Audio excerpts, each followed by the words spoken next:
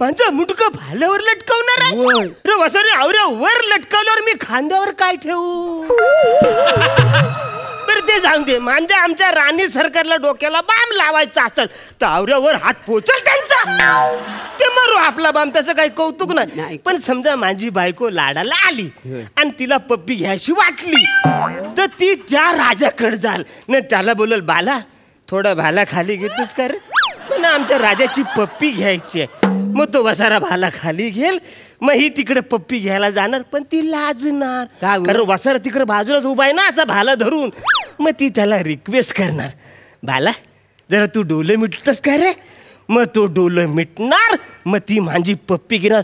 वसाऱ्या कवरी मोठी प्रोसेस आहे. अरे वसारा इकडे कसं मूड आला, पप्पी घेतली ती मोकला मी मोकला.